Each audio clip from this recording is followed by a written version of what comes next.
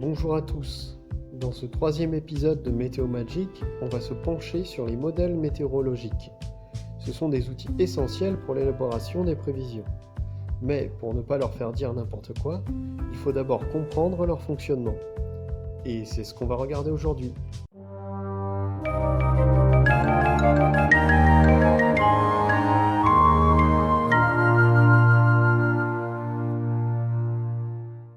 Un modèle, c'est par définition une représentation simplifiée de la réalité. Dans le cas de la météo, on ne sait pas représenter parfaitement le fonctionnement de l'atmosphère. On utilise donc un modèle pour représenter de façon simplifiée les processus qui gouvernent le temps qu'il fait et qu'il va faire.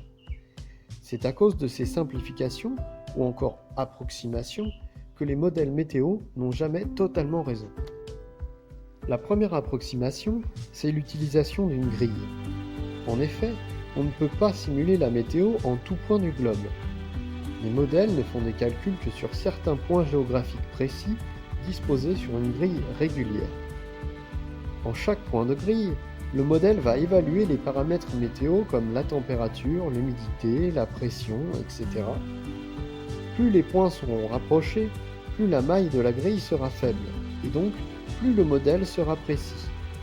Cependant, les calculs seront aussi plus longs. Pour donner une bonne idée du lien entre maille et précision, on va prendre ensemble l'exemple du relief de l'île de la Réunion. Avec une maille de 10 km, on est très loin de la réalité. Par contre, avec une maille de 2,5 km, on a une représentation tout à fait correcte du relief. Pour faire une prévision, le modèle doit déjà déterminer l'état initial de l'atmosphère en chacun de ses points de calcul.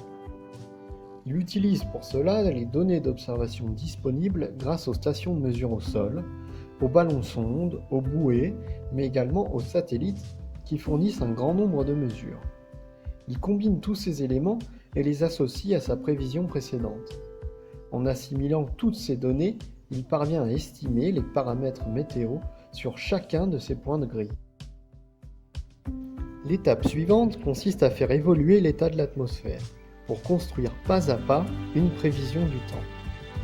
Le modèle utilise pour cela un ensemble d'équations qui prennent en compte la mécanique des fluides, l'influence du soleil, etc. Par exemple, si on a déterminé qu'un nuage se trouvait au-dessus du point de grille A à l'état initial, accompagné d'un vent d'est. Quand le modèle passe au pas de temps suivant, les équations vont calculer le déplacement du nuage. Celui-ci sera donc poussé par le vent sur le point de grille B.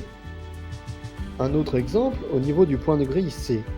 Comme le soleil s'est levé entre l'état initial et le pas de temps suivant, la Terre a chauffé et les calculs font apparaître un petit nuage au-dessus du point C. Le modèle calcule ces évolutions pour tous ces points de grille. Une fois ces calculs d'évolution terminés, on obtient une prévision pour dans 3 heures. Le modèle a ainsi prévu une éclaircie pour le point A, mais des nuages qui viendraient se mettre en place au-dessus du point B et du point C. Si on veut une prévision pour dans 6 heures, il va falloir relancer des calculs d'évolution. On va construire ainsi pas à pas une prévision du temps. Pour résumer, on va prendre l'exemple d'une prévision calculée à partir du lundi à minuit. Comme on l'a vu, le modèle commence par analyser la situation grâce aux observations et détermine tous les paramètres météo sur l'ensemble de ces points de grille pour le lundi à minuit. Ensuite, il calcule une première prévision pour 3 heures du matin en faisant évoluer cet état de base grâce aux équations.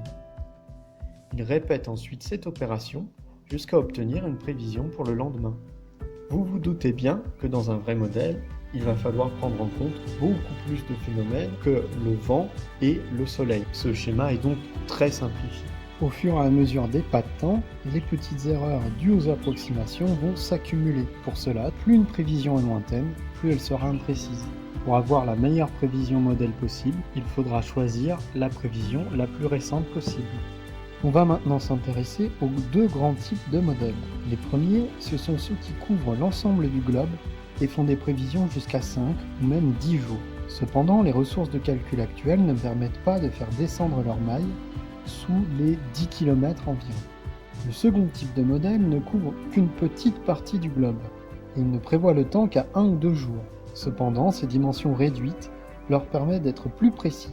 est d'avoir une maille de seulement 1 à 2 km. C'est par exemple le cas du modèle Arome de Météo France. Ces deux types de modèles sont donc complémentaires avec des utilisations qui sont relativement différentes. En particulier, l'interprétation des prévisions des modèles régionaux est particulièrement délicate, mais ce sera le sujet d'une prochaine vidéo. C'est désormais la fin de ce 3e épisode de Météo Magic. Comme d'habitude, vous pouvez poser vos questions en commentaire. Dans cette vidéo, j'ai utilisé des animations tirées du site windy.com, qui est un excellent site pour accéder aux prévisions modèles. Vous pouvez d'ores et déjà aller y faire un tour, mais l'utilisation de windy.com pour faire des prévisions sera traitée dans une prochaine vidéo. Bon vent à tous!